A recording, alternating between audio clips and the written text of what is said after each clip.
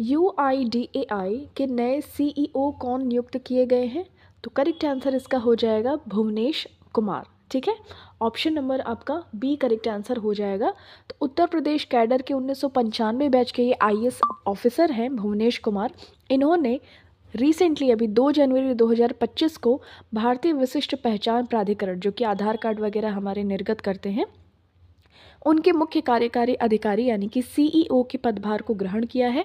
और इन्होंने किसको रिप्लेस किया है? तो अमित अग्रवाल को। ठीक है, भुवनेश कुमार का नाम आपको ध्यान में रखना है। नेक्स्ट, जनवरी 2025 में बिहार के 42वें राज्यपाल के पद की शपथ किसने ली है? तो ये हैं मिस्टर आरिफ मोहम्मद खान, जो कि पहले केरला के राज्यपाल हुआ करते थे, बट नाउ ये अब बिहार के राज्यपाल हैं। ठीक है, तो इन्होंने राजेंद्र विश्वनाथ आर्लेकर का स्थान लिया है। और पटना हाई कोर्ट के मुख्य न्यायाधीश की बात करें तो के विनोद चंद्रन ने शपथ दिलाई थी।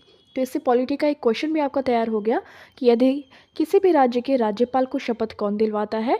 तो उस राज्य का हाई कोर्ट का मुख्य न्यायाधीश। केरल के 23वें राज्यपाल कौन बने हैं? ध्यान में रखना है, करेक्ट आंसर हो जाएगा राजेंद्र विश्वनाथ आर्लेकर। तो केरल और बिहार दोनों को एक दूसरे के साथ रिप्लेस कर दिया गया है, दोनों के जो गवर्नर्स थे उनको। तो ध्यान में रखिएगा, केरल उच्च न्यायालय के मुख्य न्यायाधीश न्यायमूर्ति नितिन मधुकर जामदार ने श्री राजेंद्र विश्वनाथ आर्लेकर को शपथ दिलवाई है। और राजेंद्र आर्लेकर जी इससे पहले बिहार के राज्यपाल के रूप में कार्यरत थे। अभी किस में है? तो अभी केरला के हैं। केरला के वर्तमान मुख्यमंत्री पिनरई विजयन।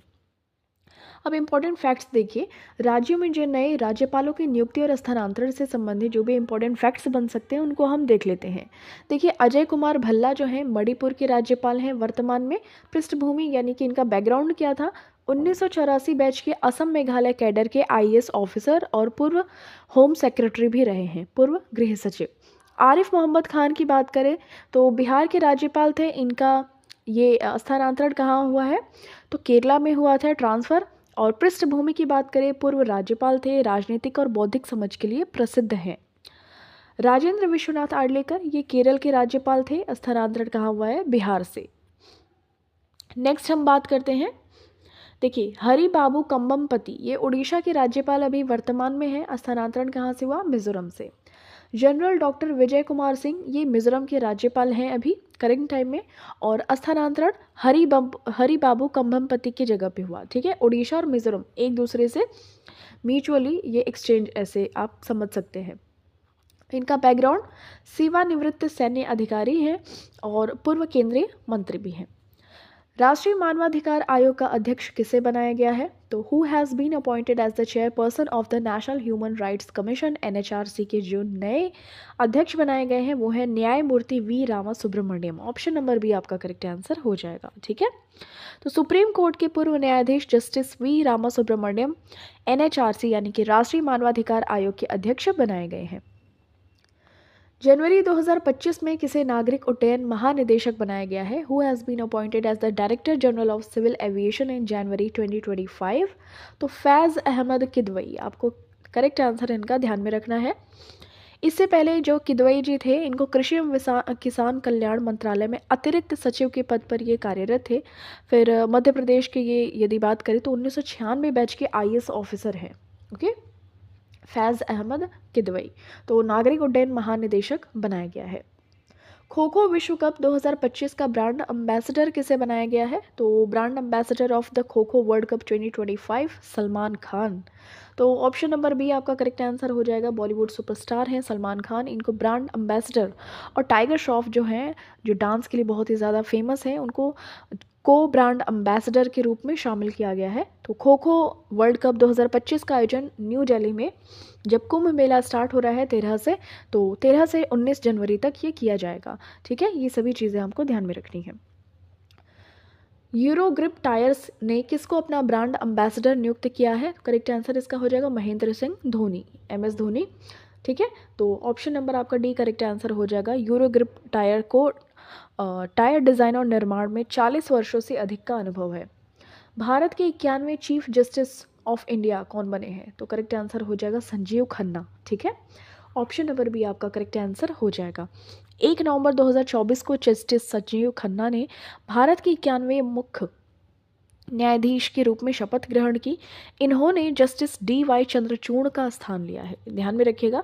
और राष्ट्रपति जो होते हैं वो हमारे सीजीआई को शपथ दिलवाती हैं, तो यानी कि राष्ट्रपति द्रौपदी मुर्मू जी ने इन्होंने राष्ट्रपति भवन में हमारे सीजीआई यानी कि संजीव खन्ना जी को शपथ और नियुक्ति करवाई उनकी। और कार्यकाल तो 13 मई 2025 को इनका कार्यकाल समाप्त होगा, जब उनकी उम्र 64 वर्ष होगी। ओके। नियंत्रक एवं महालेखा परीक्षक कैग किसे नियुक्त किया गया है? करेक्ट आंसर हो जाएगा संजय मूर्ति। ठीक है, ऑप्शन नंबर आपका डी करेक्ट आंसर हो जाएगा।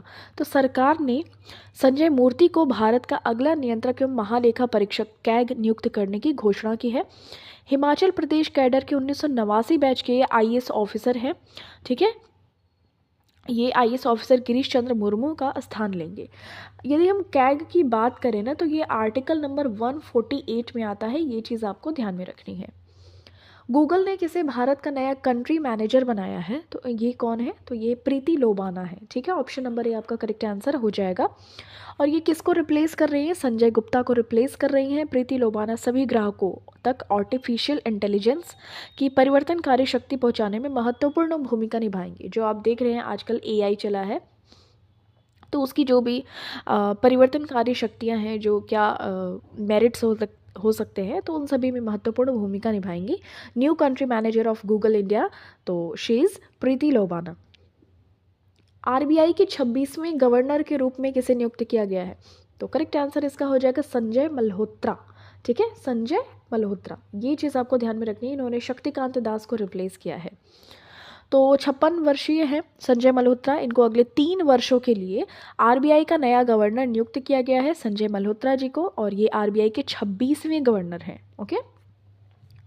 वर्तमान में अंतर्राष्ट्रीय मुद्रा कोष IMF के प्रबंध निदेशक कौन है? Who is the current managing director of the international monetary fund? Correct answer इसका हो जाएगा Kristalina Georgieva. Option number C आपका करेक्ट आंसर हो जाएगा। तो अंतर्राष्ट्रीय मुद्रा कोष का मुख्यालय संयुक्त राज्य अमेरिका में वाशिंगटन DC में स्थित है। स्थापना हुई थी 1944 में। यह वित्तीय स्थिरता को सुरक्षित करने, अंतर्राष्ट्रीय व्यापार को सुगम बनाने और दुनिया भर में गरीबी को कम करने के लिए कार्य कर रहा है।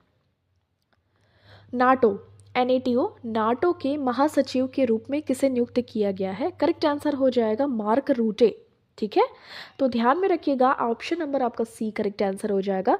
नीदरलैंड के पूर्व प्रधानमंत्री हैं मार्क रूटे को नाटो का अगला महासचिव सेक्रेटरी जनरल अपॉइंट किया गया है। इसके पहले जेंस स्टॉल्टेनबर्ग महासचिव थे। नाटो के महासचिव की बात करें तो नाटो के महासचिव उत्तरी अटलांटिक संधि संगठन नाटो के सर्वोच्च प्रतिनिधि होते हैं। ठीक है, north atlantic treaty organisation NATO का फुल फॉर्म होता है। 1949 में एस्टैब्लिशमेंट हुआ था। केंद्रीय प्रत्यक्ष कर बोर्ड CBDT के वर्तमान अध्यक्ष कौन है? तो करेक्ट आंसर इसका हो जाएगा रवि अग्रवाल। ठीक है, 1988 बैच के IAS ऑफिसर रवि अग्रवाल को आयकर विभाग के प्रशासनिक निकाय केंद्रीय प्रत्यक्ष कर बोर्ड का नया अध्यक्ष चुना गया है। तो 1986 बैच के भारतीय राजस्व सेवा अधिकारी नितिन गुप्ता, इनका स्थान इन्होंने लिया है रवि अग्रवाल जी को। भारतीय तटरक्षक बल ICG के 26वें महानिदेशक के रूप में किसे नियुक्त किया गया है? Who has been appointed as the 26th director general of the Indian coast guard? Correct answer हो जाएगा परमेश शिवमणि। तो महानिदेशक नियुक्त किए गए हैं परमेश शिवमणि। ये भारतीय तटरक्षक बल ICG के 26वें महानिदेशक के रूप में इनको नियुक्त किया गया है। यदि हम बात करें भारतीय तटरक्षक बल यानी कि इंडियन कोस्ट गार्ड ICG की स्थापना 1 फरवरी 1977 को की गई थी KF रुस्तम जी समिति की सिफारिश पे। तटरक्षक खुले समुद्र में तस्करी को रोकने, समुद्र प्रदूषण की रोकथाम और नियंत्रण, समुद्री कानूनों को लागू करने आदि के लिए जिम्मेदार है। किसे कर्मचारी चयन आयोग SSC का अध्यक्ष नियुक्त किया गया है? तो who has been become the new chairman of staff selection commission? Correct answer हो जाएगा S गोपाल कृष्णन। ठीक है, इसके पहले राकेश रंजन थे, now S Gopal Krishnan correct answer हो जाएगा। ठीक है, 1991 बैच के IAS ऑफिसर है। इनको SSC का नया चेयरमैन नियुक्त किया गया है S Gopal Krishnan. Indian oil corporation के नए अध्यक्ष कौन बने हैं? करेक्ट आंसर इसका हो जाएगा Arvinder Singh Sahni. Option number B आपका करेक्ट आंसर हो जाएगा। तो देखिए अरविंदर सिंह साहनी को 13 नवंबर 2024 को आईओसी यानी कि इंडियन ऑयल कॉरपोरेशन का अध्यक्ष नियुक्त किया गया था। इससे पहले वो आईओसी की पेट्रोकेमिकल वर्टिकल के प्रमुख थे। वे रिफाइनरी और पेट्रोकेमिकल क्षेत्र में 3 दशकों से ज़्यादा का अनुभव रखते हैं। फिक्की के अध्यक्ष के रूप में किसे निर्वाचित किया गया है? तो फिक्की यानी कि federation of Indian chambers of commerce and industry, correct answer हो जाएगा Harshvardhan Agarwal. Option number A आपका करेक्ट आंसर हो जाएगा। तो भारतीय वाणिज्य एवं उद्योग महासंघ फिक्की, इसकी स्थापना 1927 में हुई। प्रकार इसका है गैर सरकारी है, ठीक है, गवर्नमेंट ये नहीं है, गैर सरकारी है। महत्व की बात करें तो भारत का सबसे पुराना और बड़ा शीर्ष व्यापार संगठन है। और यदि बात करें ऐतिहासिक भूमिका, तो भारत के स्वतंत्रता संग्राम और औद्योगिकीकरण में महत्वपूर्ण भूमिका इसने निभाई थी। देखिए स्थापना तो 1927 में हो गई थी, हमें 1947 में मिली थी आज़ादी, तो इस तरीके से आप इसको कनेक्ट कर सकते हैं। और Harshvardhan Agarwal elected as the president of federation of Indian chambers of commerce and industry. किसे अगस्त 2024 में रेलवे बोर्ड के नए अध्यक्ष और मुख्य कार्यकारी अधिकारी सीईओ के रूप में नियुक्त किया गया है? करेक्ट आंसर हो जाएगा सतीश कुमार, ठीक है। ऑप्शन नंबर ए आपका करेक्ट आंसर हो जाएगा। और ये पहले दलित अध्यक्ष है या सीईओ हम कह सकते हैं, ठीक है। नेक्स्ट, किसी संघ लोक सेवा आयोग यूपीएससी का नया अध्यक्ष नियुक्त किया गया है, तो ये अध्यक्षा हो जाएंगी प्रीति सूदन, ठीक है। ऑप्शन नंबर बी आपका करेक्ट आंसर हो जाएगा। और जो यूपीएससी के अध्यक्ष और अन्य सदस्यों की जो अपॉइंटमेंट होती है ना, वो राष्ट्रपति करते हैं, ठीक है। भारत के राष्ट्रपति की शक्तियाँ होती हैं, विधायी शक्तियाँ होती हैं, न्यायिक शक्तियाँ होती हैं और कुछ एग्जीक्यूटिव यानी कि कार्यकारी शक्तियाँ भी होती हैं। तो कार्यकारी शक्तियों के अंतर्गत आता है कि राष्ट्रपति बहुत सारे जो इंस्टीट्यूशंस होते हैं उनके अध्यक्षों और उनके सदस्यों की नियुक्ति करता है। तो उसी प्रकार से राष्ट्रपति के द्वारा यूपीएससी के अध्यक्ष यानी कि प्रीति सूदन जी की नियुक्ति की गई है और उनके सदस्यों की भी नियुक्ति की गई है। तो यूपीएससी के अध्यक्ष 6 वर्ष की अवधि या 65 वर्ष की यदि आयु प्राप्त कर लेते हैं, जो भी पहले हो, तब तक वो लोग पद पर बने रहते हैं, ठीक है। यूपीएससी यानी कि संघ लोक सेवा आयोग गठन हुआ 1 अक्टूबर 1926 में ली आयोग के अनुसार और मुख्यालय धौलपुर हाउस, नई दिल्ली।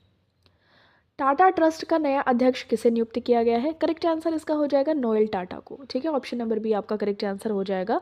देखिए जो नोएल टाटा है, टाटा ग्रुप के एक प्रमुख सदस्य और टाटा ट्रस्ट के अध्यक्ष के रूप में नियुक्त किए गए हैं।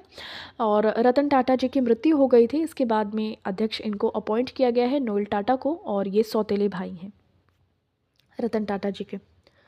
किसे जम्मू और कश्मीर केंद्र शासित प्रदेश का पहला मुख्यमंत्री नियुक्त किया गया है? तो करेक्ट आंसर इसका हो जाएगा उमर अब्दुल्ला। तो ऑप्शन नंबर आपका करेक्ट हो जाएगा option number A. Omar Abdullah का जन्म 14 मार्च 1970 को श्रीनगर जम्मू और कश्मीर में हुआ था। वह शेख अब्दुल्ला जम्मू और कश्मीर के प्रसिद्ध नेता के पोते फारूक अब्दुल्ला, जो कि नेशनल कॉन्फ्रेंस के अध्यक्ष हैं, उनके बेटे हैं, ठीक है। तो ध्यान में रखिएगा, Omar Abdullah is the first chief minister of the union territory of Jammu and Kashmir और 2002 में पहली बार जम्मू और कश्मीर विधानसभा के सदस्य बने और बाद में मुख्यमंत्री हुए। अंतर्राष्ट्रीय सोलर अलायंस आईएसए के तीसरे महानिदेशक के रूप में किसे नियुक्त किया गया है? करेक्ट आंसर हो जाएगा आशीष खन्ना, ठीक है। तो ऑप्शन नंबर आपका सी करेक्ट आंसर हो जाएगा। अंतर्राष्ट्रीय सोलर अलायंस की स्थापना भारत और फ्रांस ने 2015 में की थी, ठीक है। ये गुरुग्राम, जो हरियाणा का गुरुग्राम है, वहाँ पे इसका मुख्यालय है। और यदि उद्देश्य की बात करें तो सोलर एनर्जी यानी कि जो सौर ऊर्जा होती है उसको बढ़ावा देना और सदस्य देशों को ऊर्जा सुरक्षा प्रदान करना इसका एक मुख्य मोटिव है। इसकी शुरुआत 2015 में पेरिस में आयोजित COP21 हुआ था, जलवायु सम्मेलन, उसके दौरान की गई थी। यदि अगर अभी बात करें COP29 हुआ था, ये अजरबैजान की राजधानी बाकू में हुआ था, ठीक है। यह देश में स्थापित पहला अंतर्राष्ट्रीय संगठन है जो कि हरियाणा के गुरुग्राम में स्थित है, अंतर्राष्ट्रीय सोलर अलायंस। तो इसके तीसरे महानिदेशक के रूप में नियुक्त किया गया है आशीष खन्ना को, ठीक है, खन्ना, ध्यान में रखिएगा। भारत के नए वायुसेना प्रमुख कौन है? तो the new air force chief of India, तो ये अमरप्रीत सिंह है, करेक्ट आंसर हो जाएगा अमरप्रीत सिंह। और इनकी भी अपॉइंटमेंट किसने की है? तो हमारी राष्ट्रपति द्रौपदी मुर्मू जी ने। ये हमारे संविधान में वर्णित है कि जितने भी सेना प्रमुख होंगे उन सभी की नियुक्ति कौन करेगा? राष्ट्रपति करेगा। तो अमरप्रीत सिंह को भारतीय वायुसेना इंडियन एयरफोर्स के 27वें प्रमुख के रूप में नियुक्त किया गया है। Air chief marshal Amarpreet Singh भारतीय वायुसेना में उच्चतम रैंक प्राप्त अधिकारी हैं। इनके पास भारतीय वायुसेना में 39 वर्षों से अधिक का अनुभव है। राष्ट्रीय सुरक्षा गार्ड एनएसजी के महानिदेशक के रूप में किसे नियुक्त किया गया है? करेक्ट आंसर हो जाएगा बी श्रीनिवासन। ठीक है, बी श्रीनिवासन ये 1992 बैच के बिहार कैडर के भारतीय पुलिस सेवा आईपीएस अधिकारी हैं। इसके पहले वे बिहार पुलिस अकादमी राजगीर के निदेशक थे। अब एनएसजी में भारतीय सेना, केंद्रीय सशस्त्र पुलिस बल या भारत के राज्य पुलिस विभागों से प्रतिनियुक्त पर आए स्वयंसेवक शामिल होते हैं। तो ध्यान में रखिएगा बी श्रीनिवासन ये एनएसजी यानी कि राष्ट्रीय सुरक्षा गार्ड, नेशनल सिक्योरिटी गार्ड के महानिदेशक के रूप में डायरेक्टर जनरल बने हैं। ये निम्नलिखित में से किसे दिल्ली का मुख्यमंत्री नियुक्त किया गया है? तो करेक्ट आंसर हो जाएगा आतिशी सिंह। तो आतिशी सिंह ध्यान में रखिएगा ये अपॉइंट की गई है as the new chief minister of Delhi. मुख्यमंत्री इन्होंने 21 सितंबर 2024 को दिल्ली की 8वीं ये मुख्यमंत्री की शपथ ली। पद यदि बात करें तो दिल्ली सरकार में शिक्षा, लोक निर्माण विभाग, पीडब्ल्यूडी, संस्कृति और पर्यटन मंत्री का इनको पद मिला है। पूर्व भूमिका की बात करें तो देखिए जुलाई 2015 से 17 अप्रैल 2018 तक दिल्ली के जो उप मुख्यमंत्री रहे मनीष सिसोदिया की शिक्षा सलाहकार रही थी ये। ठीक है, 16वें वित्त आयोग के अध्यक्ष के रूप में किसे नियुक्त किया गया है? Who is named as the chairman of the 16th finance commission? Arvind Panagariya. ठीक है, ऑप्शन नंबर आपका सी करेक्ट आंसर हो जाएगा। तो नीति आयोग के पूर्व उपाध्यक्ष और कोलंबिया विश्वविद्यालय के प्रोफेसर हैं डॉक्टर अरविंद पनघड़िया। इनको 16वें वित्त आयोग का अध्यक्ष नियुक्त किया गया है। ठीक है, ध्यान में रखिएगा कि नीति आयोग के पूर्व उपाध्यक्ष भी रहे हैं अरविंद पनघड़िया और अभी वर्तमान में क्या है 16th फाइनेंस कमीशन के मुख्य अध्यक्ष हैं। ठीक है, किसे भारतीय दूरसंचार नियामक प्राधिकरण TRAI के अध्यक्ष के रूप में नियुक्त किया गया है?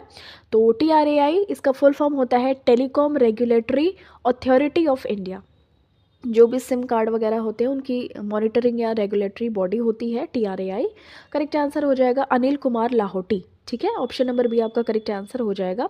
ये भारतीय रेलवे सेवा के 1984 बैच के अधिकारी हैं जिन्होंने रेलवे बोर्ड के अध्यक्ष और CEO के रूप में भी कार्यभार संभाला है। तो ट्राई की स्थापना 20 फरवरी 1997 को हुई थी और 1997 में एक अधिनियम आया था दूरसंचार नियामक प्राधिकरण अधिनियम, उसके अंतर्गत हुआ था। नेक्स्ट, भारतीय विमानपत्तन प्राधिकरण का अध्यक्ष किसे नियुक्त किया गया है? तो एयरपोर्ट्स अथॉरिटी ऑफ इंडिया का न्यू चेयरमैन नियुक्त किया गया है विपिन कुमार को। ठीक है, ऑप्शन नंबर आपका सी करेक्ट आंसर हो जाएगा। 28 अक्टूबर 2024 को बिहार कैडर के 1996 बैच के IAS ऑफिसर हैं विपिन कुमार। इनको AAI भारतीय विमानपत्तन प्राधिकरण का अध्यक्ष नियुक्त किया गया है। ऑप्शन नंबर सी आपका करेक्ट आंसर हो जाएगा। नाफेड के प्रबंध निदेशक और मुख्य कार्यकारी अधिकारी CEO के रूप में किसे नियुक्त किया गया है? तो करेक्ट आंसर हो जाएगा दीपक अग्रवाल। ठीक है, ऑप्शन नंबर आपका ए करेक्ट आंसर हो जाएगा दीपक अग्रवाल। तो राष्ट्रीय कृषि सहकारी विपणन महासंघ national agricultural cooperative marketing federation of India NAFED के प्रबंध निदेशक MD और मुख्य कार्यकारी अधिकारी CEO के रूप में दीपक अग्रवाल की नियुक्ति की गई है। नाफेड का मुख्यालय नई दिल्ली में है और ये इसकी स्थापना देखिए 2 अक्टूबर 1958 को की गई थी। ये चीज़ आपको ध्यान में रखनी है। नाफेड क्या है बेसिकली ये जो एग्रीकल्चरल प्रोडक्ट्स होते हैं ना उसकी मार्केटिंग करने के लिए ये नाफेड एक संस्थान है। तो ये सहकारी होता है, मतलब सहायता करता है किसानों की जो भी उनके प्रोडक्ट्स वगैरह होते हैं एग्रीकल्चरल उनको बाजार में बेचने का काम करता है। तो नाफेड का मुख्यालय नई दिल्ली में है। इसकी स्थापना 2 अक्टूबर 1958 को की गई थी और 2000 बैच के उत्तर प्रदेश कैडर के भारतीय प्रशासनिक सेवा यानी कि IAS ऑफिसर हैं दीपक अग्रवाल। ठीक है, तो ध्यान में रखिएगा। NPCI ने भीम के CEO के रूप में किसे नियुक्त किया है? तो भीम देखिए इसका फुल फॉर्म होता है B for Bharat interface for money. ठीक है, भारत इंटरफेस फॉर मनी। तो करेक्ट आंसर हो जाएगा ललिता नटराज। ठीक है, ललिता नटराज। और NPCI का फुल फॉर्म होता है national payments corporation of India. तो देखिए भीम के बारे में बात करें तो इनके जो CEO हैं वो है ललिता नटराज। 30 दिसंबर 2016 को भारत सरकार के द्वारा इसको लॉन्च किया गया था। ये UPI का उपयोग करके आसानी से मोबाइल जो पेमेंट्स हम करते हैं उसके लिए है। ठीक है, भीम ऐप और विकसित किया गया तो national payments corporation of India NPCI ने इसे विकसित किया। लेकिन अभी भी हम लोग पेटीएम और गूगल पे वगैरह ज़्यादा यूज़ करते हैं, भीम नहीं।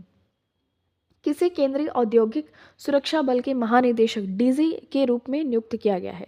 तो डीजी बने हैं new director general of the central industrial security force. Correct answer हो जाएगा राजविंदर सिंह भट्टी। ठीक है, सीआईएसएफ के नए डीजी बने हैं। और यदि बात करें तो ये बिहार कैडर के 1990 बैच के आईपीएस ऑफिसर हैं और 31 नंबर के ये बने हैं।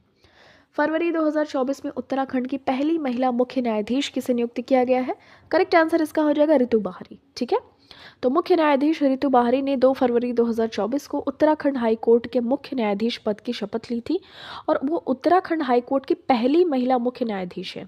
इसके पहले वो पंजाब हरियाणा हाई कोर्ट की कार्यवाहक मुख्य न्यायाधीश रह चुकी हैं।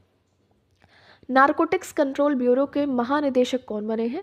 New director general of narcotics control bureau NCB के। करेक्ट आंसर हो जाएगा अनुराग गर्ग। ओके, तो अनुराग गर्ग 1993 बैच के आईपीएस ऑफिसर हैं और ये इनको एनसीबी का न्यू महानिदेशक नियुक्त किया गया है। एनसीबी की स्थापना बात करें तो 17 मार्च 1986 को भारत सरकार के द्वारा नई दिल्ली में की गई थी। और मादक पदार्थों के अवैध व्यापार और तस्करी को नियंत्रित करना, मादक पदार्थों की तस्करी में शामिल अपराधियों के खिलाफ सख्त कानून कार्रवाई करना, ये सभी इसके मेन उद्देश्य हैं। सशस्त्र बल चिकित्सा सेवा की महानिदेशक के रूप में नियुक्त होने वाली पहली महिला कौन बनी है? तो आर्म्ड फोर्सेस मेडिकल सर्विसेज इसकी DG director general first women कौन अपॉइंट है? आरती सरीन। ठीक है, तो आरती सरीन जो है 1 अक्टूबर 2024 को सशस्त्र बल चिकित्सा सेवा डीजीए एएफएमएस की महानिदेशक के रूप में नियुक्त होने वाली पहली महिला बनी है।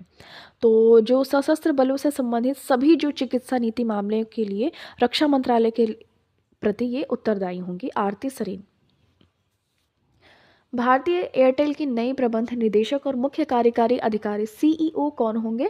तो who has been appointed as the new managing director MD and chief executive officer of the Airtel Shashwat Sharma. तो ऑप्शन नंबर आपका करेक्ट आंसर हो जाएगा सी। ठीक है, नेक्स्ट, अंतर्राष्ट्रीय न्यायालय का अध्यक्ष किसे चुना गया है? Who has been appointed as the president of the international court of justice. Correct answer हो जाएगा नवाब सलाम और इसका मुख्यालय कहाँ पे है? हेग में है। ठीक है, तो देखिए लेबनान के न्यायाधीश हैं नवाब सलाम, इनको अपॉइंट किया गया है अंतर्राष्ट्रीय न्यायालय का अध्यक्ष। ठीक है, और 6 फरवरी 2024 की ही बात है।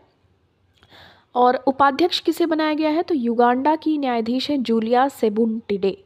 नवाब सलाम ने जोन डोनोग्यू का स्थान लिया है। आईसीजे के 26वें अध्यक्ष थे, जो कि डोनोग्यू जो थी वो इस पद पर आसीन होने वाली दूसरी महिला और तीसरी अमेरिकी थी। ठीक है, तो ये चीज़ आपको ध्यान में रखनी है कि Nawaf Salam has been appointed as the president of the international court of justice, यानी कि अंतर्राष्ट्रीय न्यायालय के अध्यक्ष नियुक्त किए गए हैं। पेरिस ओलंपिक के लिए जूरी में शामिल होने वाली पहली भारतीय महिला कौन है? Who is the first Indian women to be included in the jury of the Paris Olympic. Correct answer हो जाएगा बिल्किस मीर और ये जम्मू और कश्मीर के कैनोइस्ट हैं। ओके, ये देखिए यहाँ पे आप इनको देख सकते हैं, कैनोइस्ट। किसे सीमा सुरक्षा बल बीएसएफ का महानिदेशक नियुक्त किया गया है? तो director general of border security force. Correct answer हो जाएगा दलजीत सिंह। ठीक है, 1990 बैच के ये आईपीएस ऑफिसर हैं और इनको महानिदेशक नियुक्त किया गया। इससे पहले वो सशस्त्र सीमा बल यानी एसएसबी के भी थे, बट अभी बीएसएफ के हैं। ओके, दलजीत सिंह। किसे भारत के लोकपाल के दूसरे अध्यक्ष के रूप में नियुक्त किया गया है? Who has been appointed as the second Lokpal of India. Correct answer हो जाएगा एमएम खानविलकर। ठीक है, तो एमएम खानविलकर आपको ध्यान में रखना है कि न्यायमूर्ति एमएम खानविलकर को 10 मार्च 2024 को भारत के लोकपाल के दूसरे अध्यक्ष के रूप में नियुक्त किया गया है। वह सर्वोच्च न्यायालय के पूर्व न्यायाधीश रहे हैं। लोकपाल और लोकायुक्त अधिनियम 2010 में अन्ना हजारे के नेतृत्व में जन लोकपाल आंदोलन के बाद में 2013 में इसको पारित किया गया था। लोकपाल एक भ्रष्टाचार विरोधी लोकपाल है जो राष्ट्रीय स्तर पर सार्वजनिक पदाधिकारियों के विरुद्ध भ्रष्टाचार के आरोपों की जांच करते हैं। ठीक है, तो एम खानविलकर आपको ध्यान में रखना है, ये भ्रष्टाचार की जांच करते हैं और अन्ना हजारे के जो आंदोलन के बाद जन आंदोलन के बाद में ये 2013 में इसका अधिनियम पारित किया गया था। एशियाई विकास बैंक ने किसे भारत का निदेशक नियुक्त किया है? करेक्ट आंसर हो जाएगा मियो ओका। तो Mio Oka has been appointed as the director of India by the Asian development bank ADB। तो 5 फरवरी 2024 की बात है और मियो ओका एक जापानी नागरिक है जिनके पास लगभग 30 वर्षों का अनुभव है, जिसमें ADB में 18 वर्ष अधिक का अनुभव है, तो इस वजह से। ठीक है, तो ध्यान में रखिएगा, एशियाई विकास बैंक ने मियो ओका को भारत का निदेशक नियुक्त किया है। ADB इसका जो मुख्यालय है मनीला में है, फिलीपींस की मनीला में। भारतीय रिजर्व बैंक ने किसको अपना नया कार्यकारी निदेशक नियुक्त किया है? करेक्ट आंसर हो जाएगा अविरल जैन को, तो ध्यान में रखिएगा। नेक्स्ट, 18वीं लोकसभा का प्रोटेम स्पीकर किसे नियुक्त किया गया था? तो ये भर्तृहरि महताब थे। और प्रोटेम स्पीकर शब्द का उपयोग कहीं पे भी नहीं किया गया है संविधान में, बस इनको एक अस्थायी इनकी नियुक्ति की जाती है। प्रोटेम स्पीकर संसद या राज्य विधानसभाओं में कार्यवाही संचालित करने के लिए सीमित समय की अवधि के लिए। ठीक है, 2024 में IB के वर्तमान निदेशक कौन है? तो India's intelligence agency, intelligence bureau यानी IB के वर्तमान निदेशक हैं तपन डेका। ओके, तो 1 साल की सेवा विस्तार भी कर दी गई है तपन डेका की। सितंबर 2024 में किसी भारत के नए वित्त सचिव के रूप में नियुक्त किया गया है, न्यू फाइनेंस सेक्रेटरी इन सितंबर 2024, तो तुहिन कांत पांडे। ओके, तुहिन कांत पांडे 1987 बैच के IAS अधिकारी हैं और इनको नया वित्त सचिव नामित किया गया है। भारत का नया रक्षा सचिव किसे नियुक्त किया गया है? Defence secretary of India Rajesh Singh. ठीक है, तो रक्षा सचिव रक्षा मंत्रालय के प्रशासनिक प्रमुख हैं, ये ध्यान में रखिएगा। डिफेंस सेक्रेटरी बने हैं ये, राजनाथ सिंह के साथ में रहते हैं। अंतर्राष्ट्रीय ओलंपिक समिति IOC की सदस्य चुनी जाने वाली पहली भारतीय महिला कौन है? तो करेक्ट आंसर हो जाएगा Nita Ambani, first Indian women to be elected as a member of the international Olympic committee, तो she is Nita Ambani. Okay, तो इनका उद्देश्य है खेल और खेल के माध्यम से विश्व में सुधार लाना। एक स्वतंत्र और गैर लाभकारी संगठन है IOC। किसको संयुक्त राष्ट्र में भारत के वर्तमान स्थायी प्रतिनिधि के रूप में नियुक्त किया गया है? करेक्ट आंसर हो जाएगा पर्वतनेनी हरीश, पर्वतनेनी हरीश। इन्होंने किसका स्थान लिया है? रुचिरा कंबोज का। ठीक है, तो अपनी नियुक्ति से पहले वो नवंबर 2021 तक जर्मनी में भारत के राजदूत के रूप में इन्होंने कार्य किया है। अभी पर्वतनेनी हरीश संयुक्त राष्ट्र में भारत के वर्तमान स्थायी प्रतिनिधि हैं। इन्होंने 1 सितंबर 2024 को पदभार ग्रहण किया है। किसे राष्ट्रीय सुरक्षा गार्ड NSG का नया महानिदेशक बनाया गया है? नेशनल सिक्योरिटी गार्ड का, तो श्री भृगु श्रीनिवासन को। ठीक है, इन्होंने नलिन प्रभाकर की जगह ली है। नलिन प्रभाकर जो है अब जम्मू कश्मीर के विशेष पुलिस महानिदेशक बनाए गए हैं। 1992 के बैच के बिहार कैडर के ये IPS ऑफिसर है श्रीनिवासन जी, श्री भृगु श्रीनिवासन। यहाँ बात करें अब अक्टूबर 2024 में राष्ट्रीय महिला आयोग की अध्यक्ष के रूप में किसे नियुक्त किया गया है? Who has been appointed as the chairperson of the national commission for women in October 2024, तो विजया रहाटकर आपका करेक्ट आंसर हो जाएगा। तो ये 9वीं अध्यक्ष होंगी, अध्यक्षा, और विजया किशोर रहाटकर राष्ट्रीय महिला आयोग NCW का अध्यक्ष इनको नियुक्त किया गया है। तो ये हमारा दोस्तों एक क्वेश्चन आप सभी लोगों के लिए है, इसका कौन सा आंसर सही होगा कमेंट बॉक्स में ज़रूर बताएं।